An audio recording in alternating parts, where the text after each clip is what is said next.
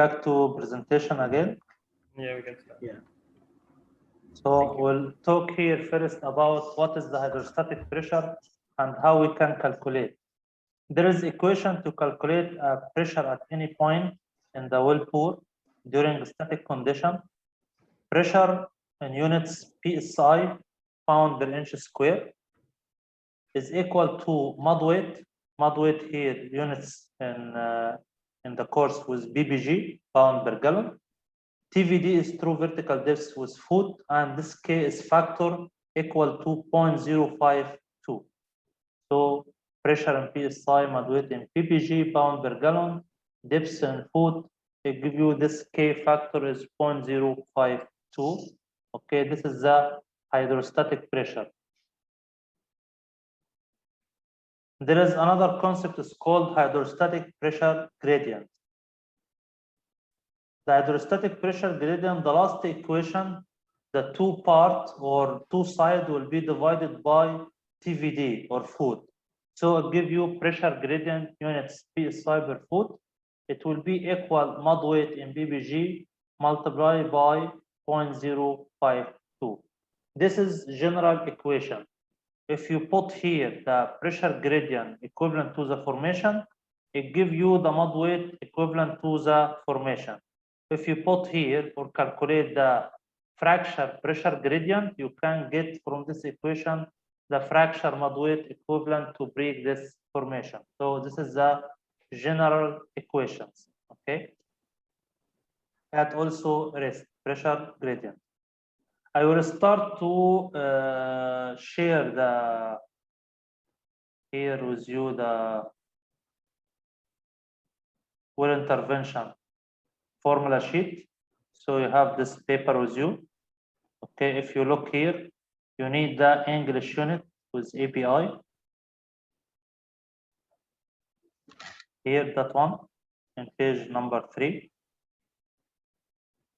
This is the units API formula sheet with English.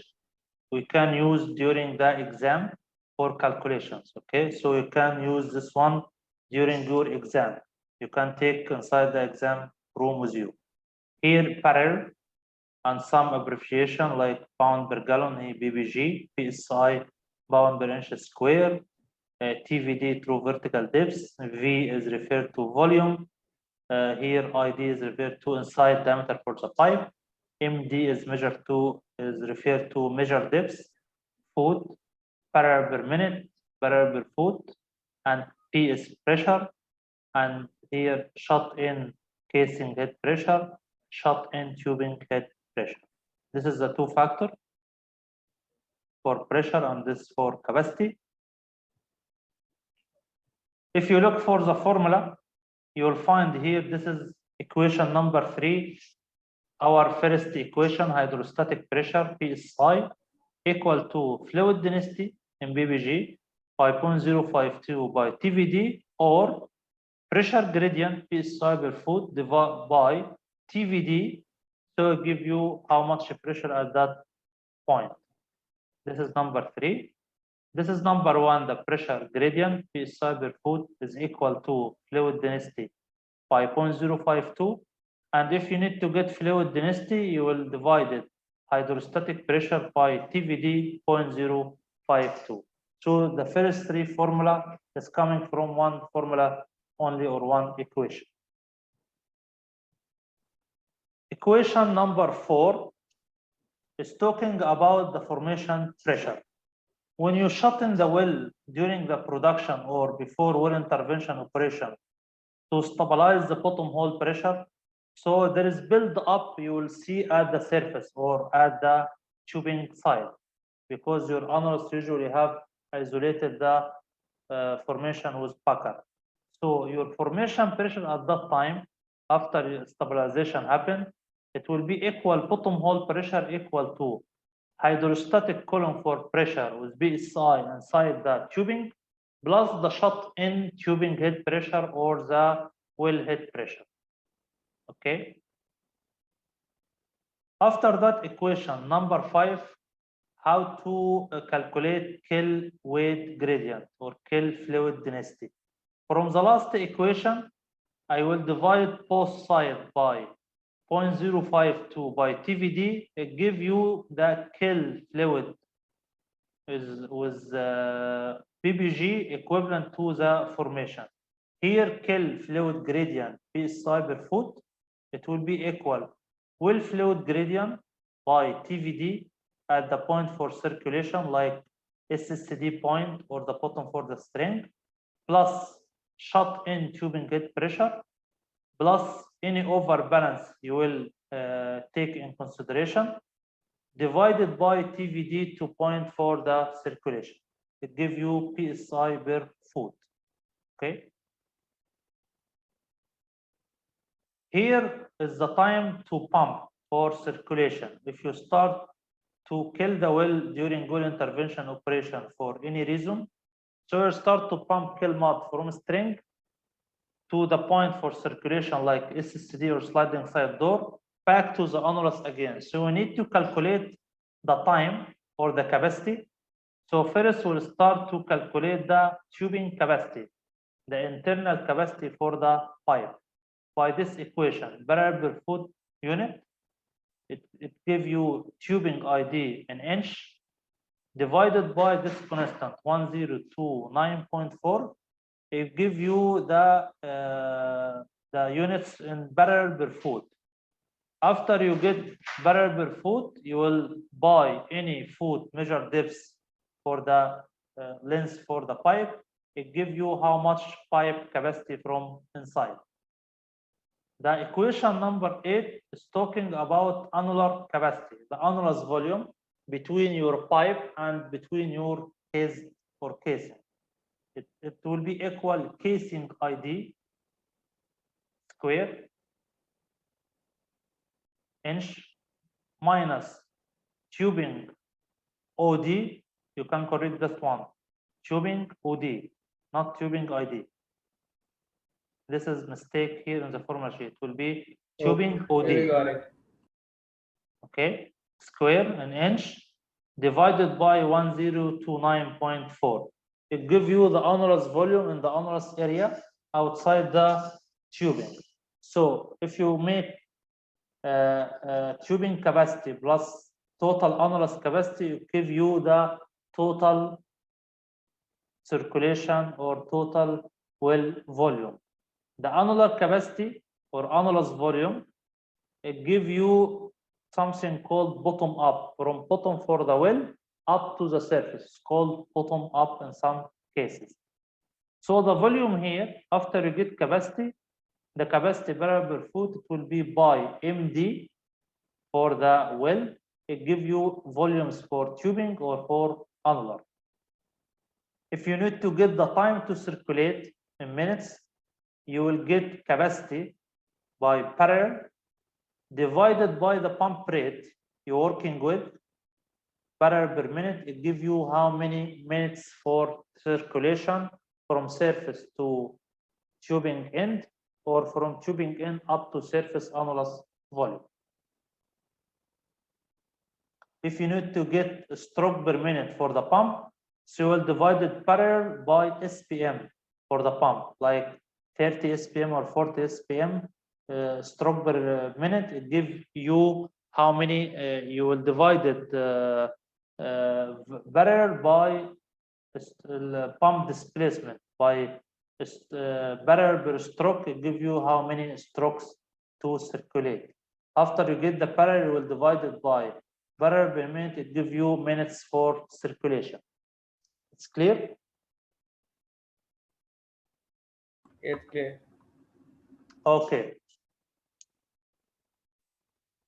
Here, this is the time to displacement per minute, barrel volume, divided by pump output, barrel per minute.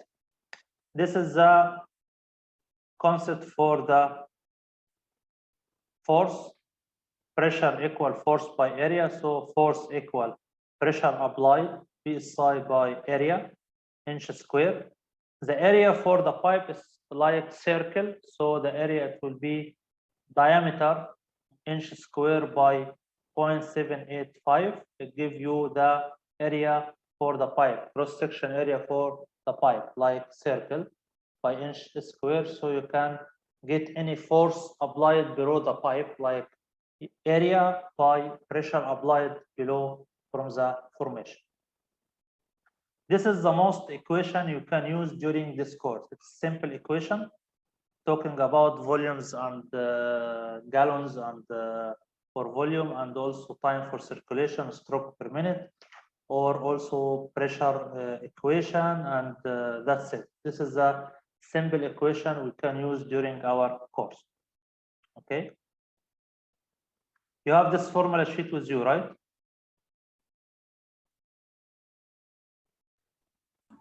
Yes, we don't have. You have? No, we don't have this formula sheet. We sent by email to Mr. Majid. Please check in the break with Mr. Majid. This one is sent by email to Mr. Majid also with the course material. If you don't have, after break, I will send to you through WhatsApp. Okay. Actually, Mr. Majid has yet to share all the documents with us. So in the break time, meanwhile, we will ask Mr. Majid to share these documents with us. Okay, I will share after break with you. Okay, no problem. Thank you so much. Thank you so much, Mr. Ahmed. You're welcome. So this is equation for pressure gradient. This is the TVD, true vertical depth, vertical distance between 2 points in the well. So true vertical depth, you will use to calculate any equation related to the pressure regarding to the volume inside the container or the volume contained inside the well. This is the TVD, true vertical depth. So if all wells here or all container contain the same mud weight, at the bottom here you will have the same hydrostatic head pressure because the same height for TVD. This is the sum equation, density equal pressure gradient by constant or density by density. Here the pressure equal force by area, area for circle by r square or by diameter square by 4, and this is 22 by 7. It gives you the same number point something by the diameter square in the formula sheet. Pressure gradient, density by constant, hydrostatic pressure. This is equation for specific gravity. Specific gravity for any fluid, it will be substance value divided by fresh water value. The fresh water value of X is 8.33 bbg. Volume of tubing, ID square, the same by 1029.4. The ID is in inch. Ahmed, can you repeat the formula number 8?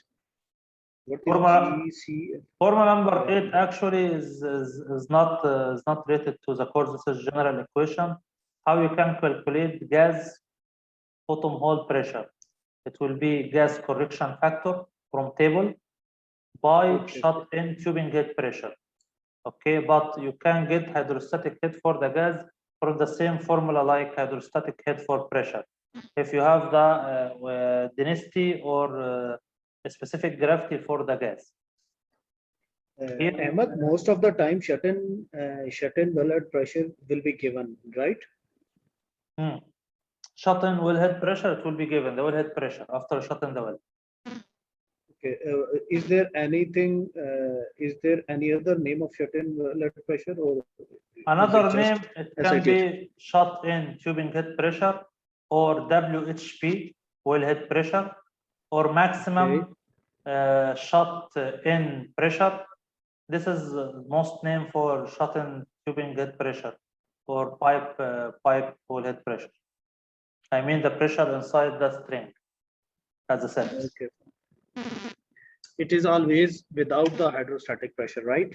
Yeah, you can calculate the hydrostatic head, the column for fluid, according to the average density of what is the fluid inside the string. Okay, so it gives you the total hydrostatic pressure plus the surface pressure. It gives you the formation pressure at the bottom at the time for shut-in. And surface pressure is not the shut-in valve pressure, right? The surface pressure, it is read the difference between the formation pressure after shut-in, the difference between formation pressure and the hydrostatic head inside the strain. This difference give you how much pressure build up at the surface as the time for shut-in after stabilization. Right? Fine. Okay. This is pumping the stroke. If you need to get from pump how many stroke you need to pump, it give you barrel divided by pump displacement. Barrel per stroke, it give you how many stroke. If you divide it by pump rate, barrel per minute, it give you how many minutes for circulation, like equation number 15.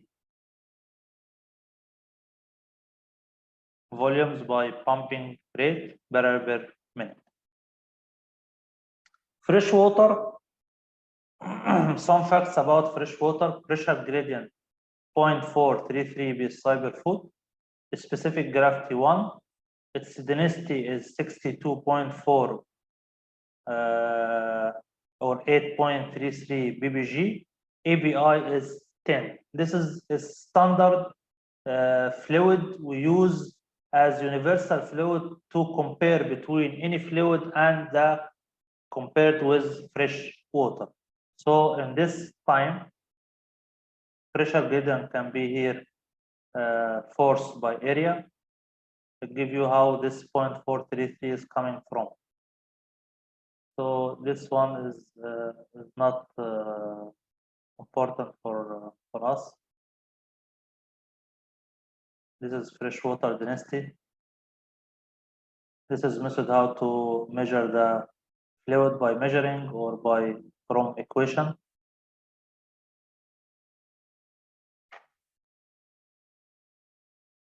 Pressure here, triangle for pressure, force, pressure, area. Pressure is equal force by area. Force is equal pressure divided by area. Force equal pressure by area. Area equal force by pressure. So simple equation, area by r square. 3.14 by radius, or pi is d square by divided by 4. This is the specific gravity, the ratio of the density for any fluid compared to the density for the fresh water, which is the standard fluid.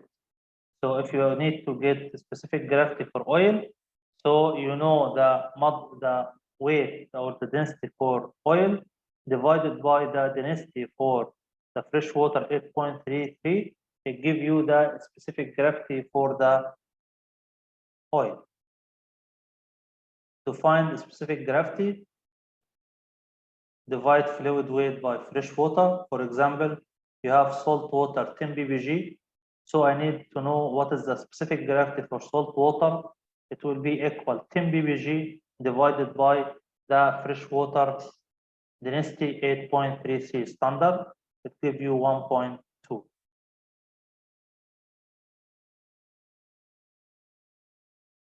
You have another equation also for ABI gravity, which is used for the oil usually. The specific gravity equal 141.5 divided by 131.5 plus the APR. So the relation between the specific gravity and the API is reverse. So when you have light oil, that means its API will be too high. The specific gravity too low and its API value will be high. For example, find the specific gravity for 30 API oil. This according to American Petroleum Institute. So you apply this equation, specific gravity. So it gives you 0.875. This is how to calculate the, and in exam, no questions or calculation come on this point. But this is for your information. Buoyancy factor. What is the meaning for buoyancy factor?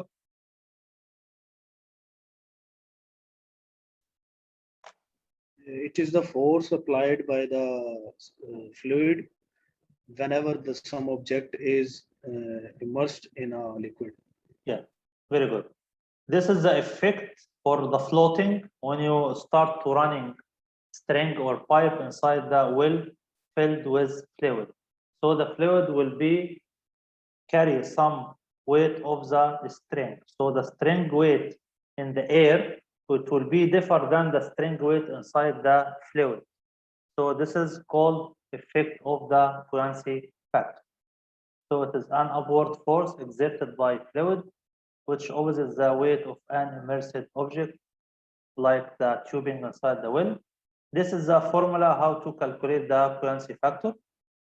PF or buoyancy factor equal 1 minus fluid density in ppg divided by steel density. The average for steel density in ppg is constant number is 65.5 ppg. If you put the same number in PCF, so you need to put this one in PCF. After you get the buoyancy factor less than 1, it will be by weight for the string in the air. It gives you the point weight of the string inside the fluid by the effect for the buoyancy factor. For sure, it will be less than the actual weight for the string in the air. Okay. Yes. Please go. Yes. The following formula is used. Buoyancy factor is equals to 1 minus. This is minus, right? Minus. Yeah. This is minus. Yeah. Okay. Fluid density divided by steel density. Yeah. Fine. The fluid density is the density of the fluid that is inside the tubing or inside the well. casing. Okay. Yeah. Inside the well. Yeah. Divided by steel density. Steel density is the density of the tubing that we are going to insert in it. No, right? Steel density, this is ratio between fluid and steel. The steel density is constant number average to the steel. It's for the pipe is equal to 65.5 ppg. Okay, we will write PPG or we will write PCF. No, our units is in ppg. If you put this one in ppg, we need to put this value 65.5. If you use in PCF, so you put this one in PCF and you put this one is 489. Okay. Okay, fine. So then we will have a buoyancy factor. So this buoyancy factor will be used where? We will use it somewhere or what? Will you use if I need to know the weight for the string inside the well at certain depths, so I need to know the weight on the top for the string. The string now is immersed inside the mud or fluid. So I get the buoyancy factor. I by the buoyancy factor, it will be multiplied by the weight for the string in the air. How you can get the weight for the string in the air? It get you how many pound per foot for the pipe by the depth or the length for the pipe. It give you the weight in the air for the string for the tubing.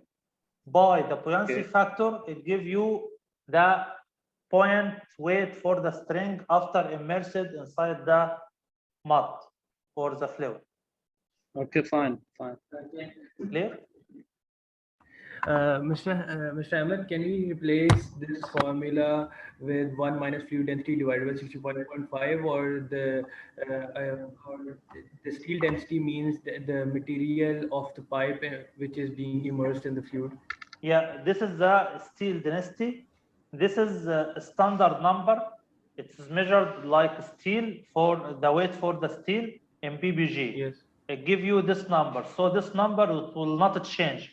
All calculations you will use the average 65.5 in this equation. If we are using a pipe of material other than steel, like any pure metal, so whether we should use the density of that pure metal in this formula, or we will be using the steel density? No, we'll use this one because this one is coming as average. Okay, okay. If we use the density of steel and the density of fluid, if we assume the water, if we use the fluid density of water, so 1 minus 8.33 divided by 65.5 gives us the value of 0.873. What is the significance of this 0.873? Like this 0.873 is giving us the answer that if we immerse this steel in water, then its weight would be weight multiplied by 0.873. Yeah, the meaning here, if you have high viscous fluid or high density mud in the well, so do you think it will carry more weight, right? From Yeah. the same, the reverse, if you have light fluid like water, it will Okay. carry less weight from the strength. This is the relation between the mud weight and the buoyancy factor effect on the strength. Let me share. Okay. Let me share this whiteboard. Okay. What I'm saying that buoyancy factor, the value of the buoyancy factor gives us the value, the factor which should be multiplied by the original weight of the material which is being immersed. So after immersing that fluid, that material in that fluid, then we will be having a weight of the weight multiplied by that factor. Yeah, let's just take one example. Okay. Okay. Here Okay. is a string. I will run inside the well.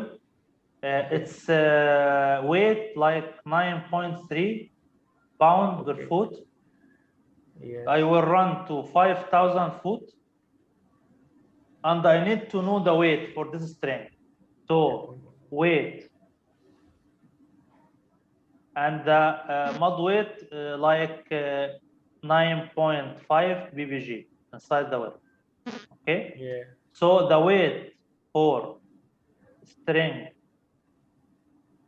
on air without immersed inside the well or the fluid, it will be 5,000 foot by 9.3. Can you calculate this one? Yeah. It is 46,500. So 46,500 in pounds. Okay. Yeah. Let's get buoyancy factor. It will be equal 1 minus 9.5 divided by 65.5. Calculate. 1 minus 0.945. 0.855. 855 around. Okay. Yeah. So now weight 0.855 multiplied by 46,500. for string after run inside the well or immersed, it will be equal this one 39. Yeah. 46,500 by 0.855. 855. Which gives us 39,757. It give you 39,755. 57. Yeah. 0.5. The difference here is carry. This is the difference in weight. Okay. It's carried Yes. because the effect of the fluid or the buoyancy factor. If you have losses now in the well pour, so you will start to see increase in the weight for the string at the Martin Decker at the surface. So maybe it will increase to this or near to this value because now you have losses in the fluid. Nothing carry the fluid. Okay, this is the effect for buoyancy factor. Thank you, Mr. Ahmed, for this explanation. Okay, Thank you. you're welcome. Let's back again to the presentation.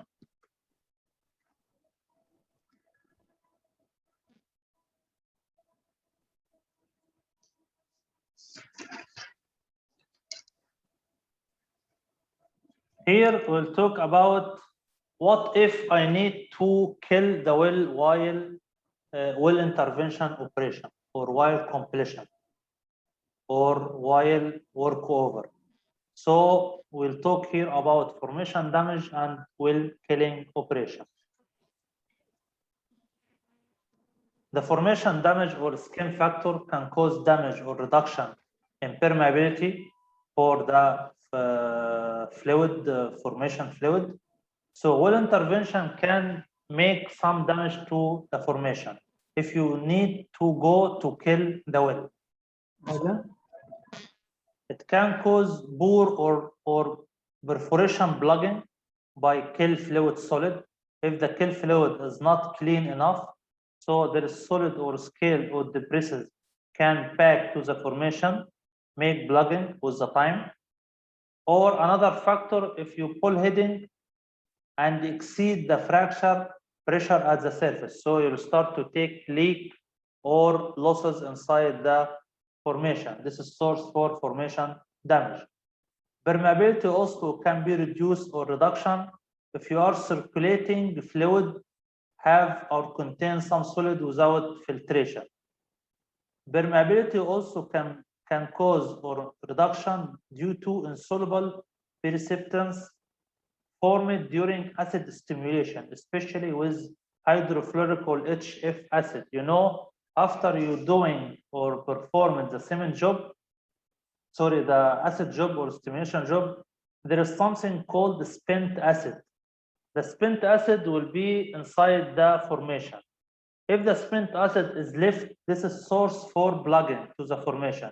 You need to displace or circulate the spent acid after chemical reaction with the formation out from the well. This is called, this can be done by lifting, for example, by nitrogen. You after stimulation job, you start to lift the well by nitrogen to clean the formation from the spent acid. If you leave the spent acid, it can produce some plugging material or some product can plugging or reduce the permeability. And the goal for the stimulation job is to increase the permeability and productivity index for the well.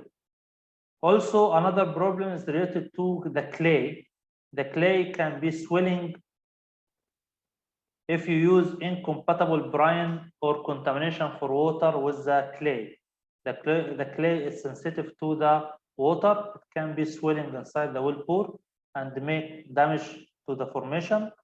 So if you are going to deal with the clay swelling, you can add KCl salts to the system because it is clay swelling inhibitor.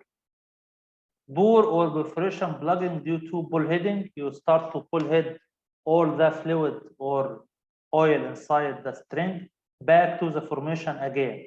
So if you have any shed or any depresses or scale in the wall or the pipe from inside, it will come back inside with the fluid inside the formation. This is source for damage or plugging to the perforation. Okay, gentlemen, clear? Yeah, we got it. Okay. So now I need to select my completion or workover fluid or kill fluid. Usually the kill fluid is simple water, clean water, plus you add some salt dissolved inside the water. That's it. So usually the clean brine is used to kill the well. So what is the criteria or the point or characteristic for the kill fluid or completion or workover fluid? It must be first compatible of the brine with the formation composition and also compatible with completion material for tubing and elastomer or packing element to use for the completion string. How we make sure about compatibility? You take part or section from the fluid under the pressure and temperature for the well in lab and make some test reaction between the choose brine and the formation to get the result it is compatible or not. Second point, weight required. You need to have mud or the weight for the completion fluid higher than the pressure for the formation to have overbalance after you pump the kill fluid. It must be low solid, minimum solid, because it's just only salt with water.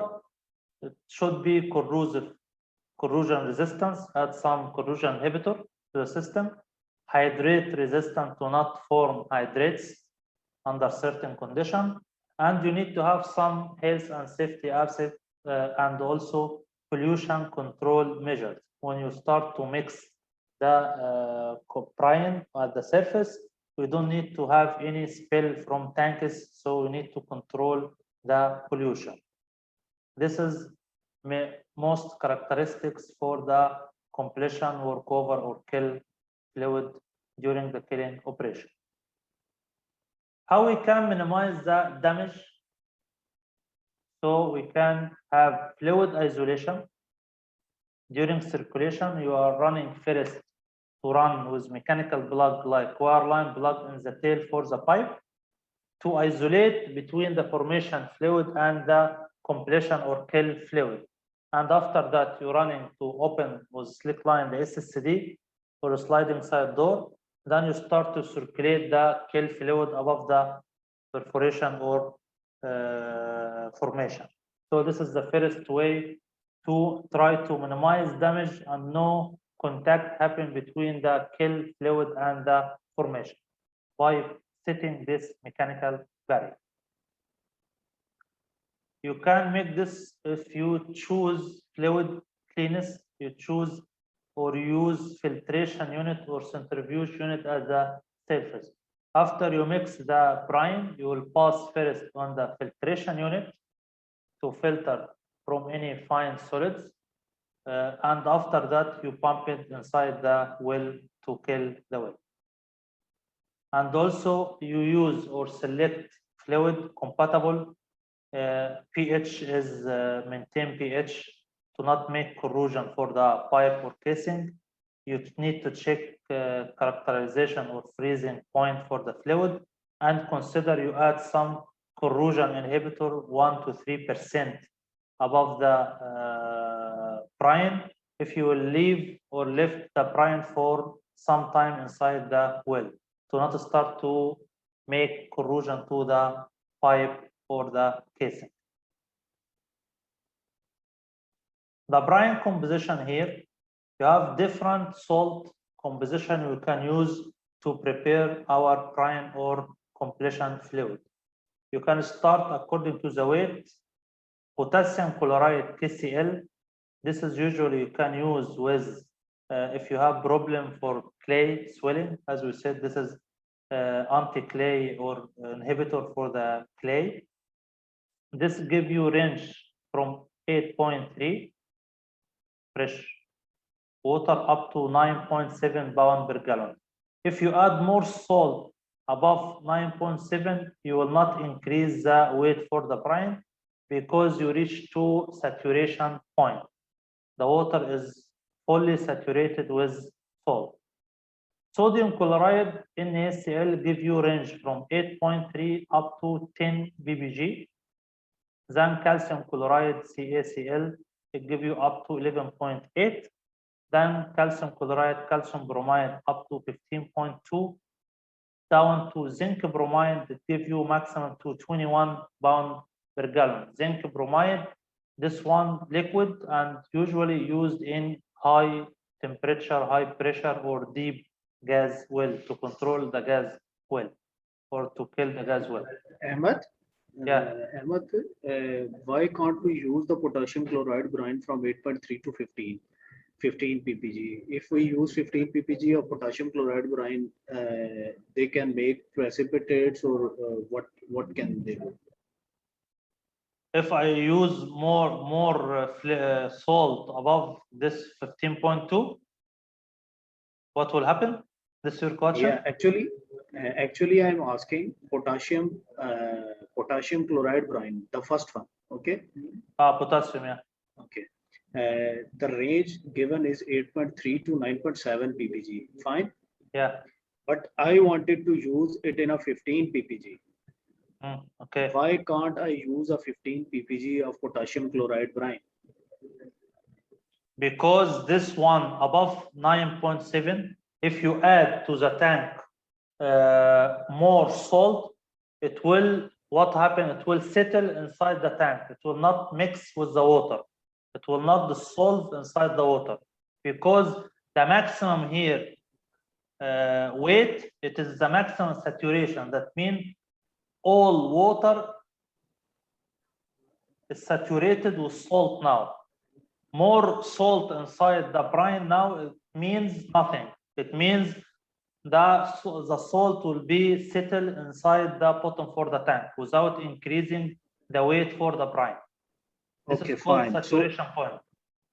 Okay, fine. For calcium chloride, it is 15.2. Above 15.2, we can't add. Yeah. Yes, we cannot add. Okay, Yeah. fine. Okay, Yeah. fine. Got it. The same will happen with it after 15.2. Yeah, sure. Each salt have its saturation point or saturation value. Okay. Okay. These are saturation points. Yeah, you can check this one from the manual for the salt. You have manuals with mud engineer on the location, or with the manufacturer for the prime salt. You can give you what is the maximum weight you can go. Okay, for example, if I need to prepare kill fluid up to 9.5, so I can use potassium chloride, and at the same time I can use sodium chloride, right? Both it give you 9.5. So what is the best to use if I have selection? If I need to choose, what is the best? I use potassium or sodium chloride. Okay, fine.